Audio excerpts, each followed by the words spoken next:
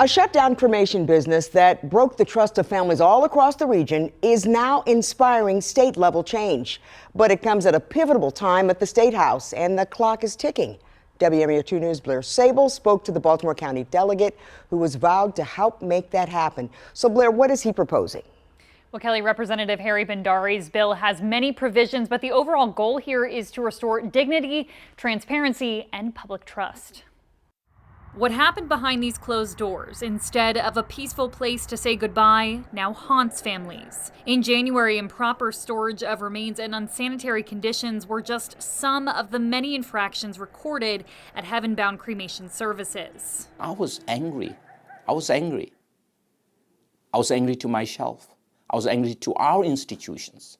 But my anger has a purpose. Baltimore County Delegate Bhandari drafted Bill HB 1555 during a February 14th committee hearing on the issue. It would require unannounced inspections after a recorded violation and stiffen penalties to prevent repeat offenders in the funeral industry. This as limited resources have restricted oversight capabilities. There are certain funeral homes that are not inspected since COVID.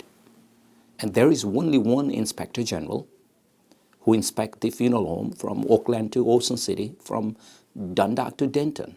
The business was cited more than once over the years, but it wasn't until this year that the state finally shut them down, much to the confusion of many of the customers who we spoke to who used their services right up until the very end. Someone dropped the ball in letting the public know which places were safe to send their loved ones and which places were not.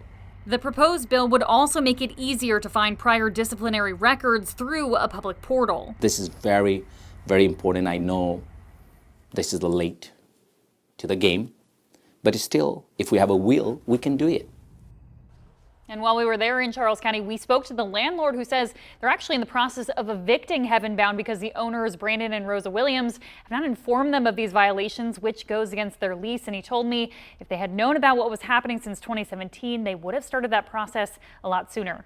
So as the delegate said, it was filed late. We know that they're dealing with taxes and all other things. How confident is he that it's going to pass? Yeah, there's a lot going on. It's crunch time. There's a lot of hoops that they have to jump through in the House before they even go to the Senate, which is, that deadline is Monday. But there are some good signs here. All the Health and Government Operations Committee members are in support, and that board actually has voted to approve that bill with some amendments. But of course, a lot to be done. There's a hearing tomorrow, and we'll be watching.